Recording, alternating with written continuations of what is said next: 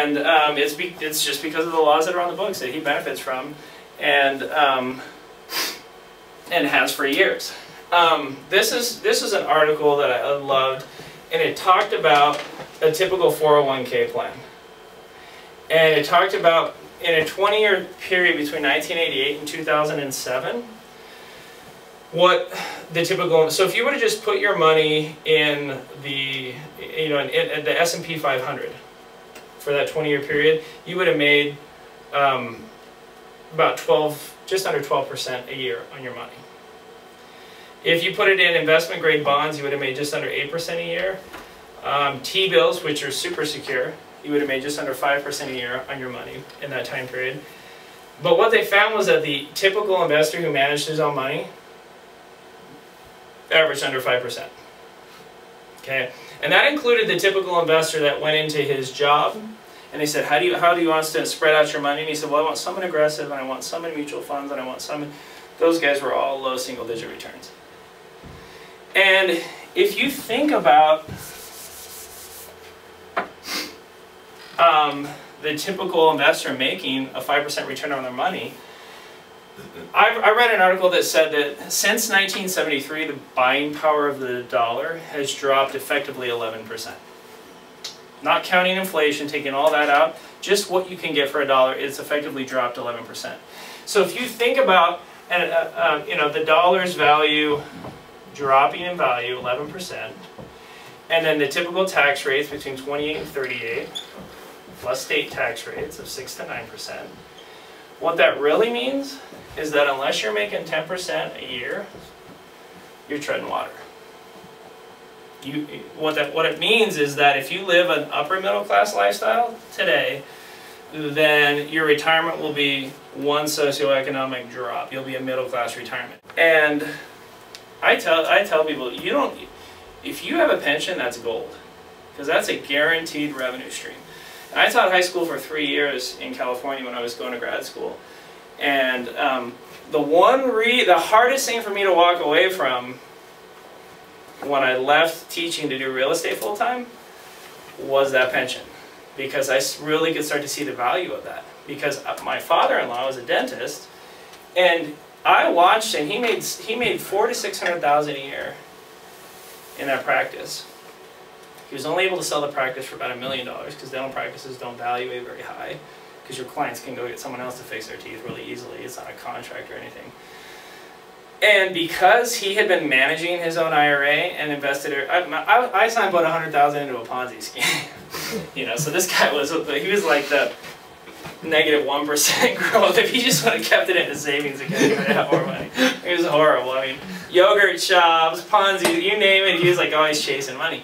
And all this time he's earning $400,000 to $600,000 and then paying 40% taxes. He didn't have it self-directed. I mean, he did everything wrong.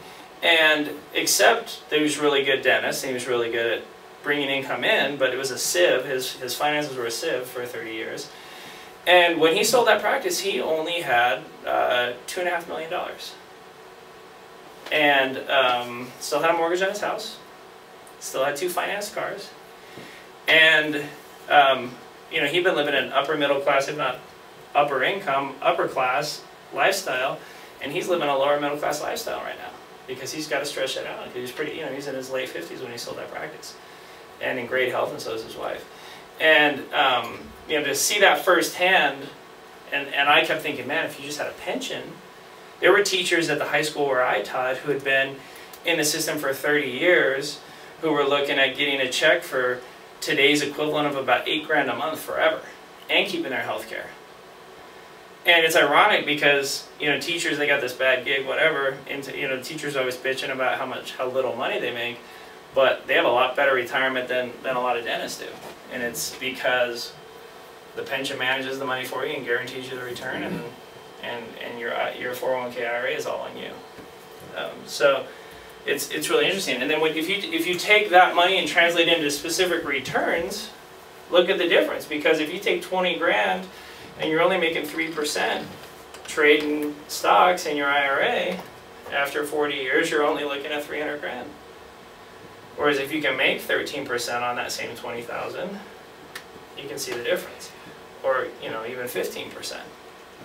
And by setting up an IRA and by deferring the taxes, it becomes possible to hit those kind of returns. Because even if you do have a bad property, or you have extra expenses, or you buy a bad stock, then the goal is that because you don't get hit for taxes every year on the gain, when you do have a good year, that you can offset that and grow that. Does that make sense? Comments about that, John? You want to weigh in on that? No, just a note. A lot of people they accumulate money in a 401k, for example, and you were talking about rates of return and just how poor they are. 401ks have become like the elephant graveyard for the mutual fund industry because they have a captive audience. Mm-hmm. And so they put their dogs in there because they know they're going to have money coming in every month, whether they perform or not. So you're almost guaranteeing yourself those kind of returns in a 401k just by the nature of the vehicle, and it's sad. Yeah, in fact, you bring up a great point. Anybody seen this movie, Inside Job? Yeah. This very depressing. You have to see this movie. Write it down. It is narrated by Matt Damon. In 2010, it won. Sure. Thanks. In 2010, it won the Oscar for Best Documentary. What I really love about it is I'm registered as an independent politically, and I tend to be very moderate on all issues. And when I first went to see this movie, I thought, all right, so this is either going to be a Republican spin or a Democrat spin. And what's really interesting is they go back to the 1920s. They explain banking in this country, how it was regulated until the 70s, and then they explain what happened once the banks became unregulated. And what happened in New York, and why we got to a financial crisis where we had to bail out AIG and some of the biggest financial houses in the country, in the world. And they do it with exact quotes, they do it with clips, and it will scare the shit out of you, not because that's the goal, but because you realize what a house of cards our financial system is in this country, and what a house of cards, derivatives and all of these and mutual funds and all these financial instruments, and how and even the companies that rated them were just all in bed together, and they were the whole goal was to defraud people in the long term at the expense of making millions of dollars in the short term.